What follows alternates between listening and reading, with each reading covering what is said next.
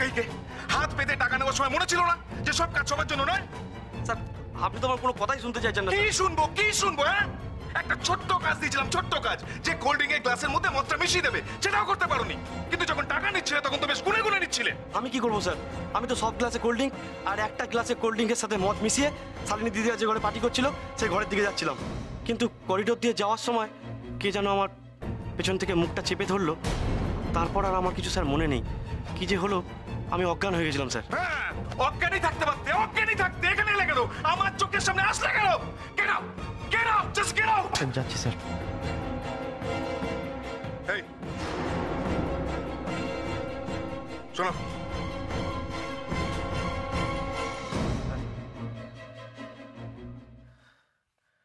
তোমাকে যে মুখ চেপে ধরেছিল তাকে বাই এনি চান্স তুমি দেখতে পেয়েছো?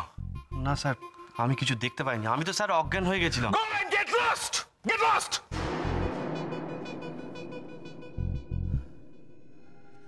তোকে অন্য কেউ দেখতে না পেলেও আমি 100% শিওর গ্লাস আতলা বদলি তুই করেছিস আর্য বানাচ্ছি তুই।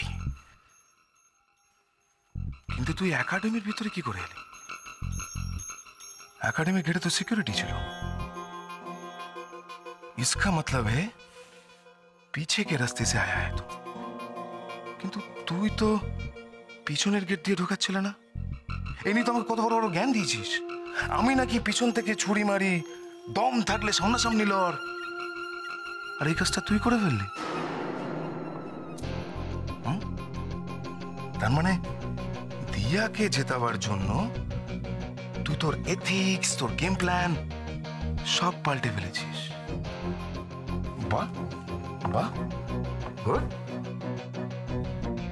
মেয়েটার এলেম আছে বলতে হবে। এই কয়দিনে আর্যকে ভালো করে বুঝিয়ে দিয়েছে everything is fair in love and war. Arya, তুই যখন তোর গেম প্ল্যান চেঞ্জ করেছিস, আমিও এবার আমার স্ট্র্যাটেজি চেঞ্জ করব। তারপর দেখি তুই একাডেমির ভিতরে দিয়াকে কিভাবে সেফগার্ড দিস।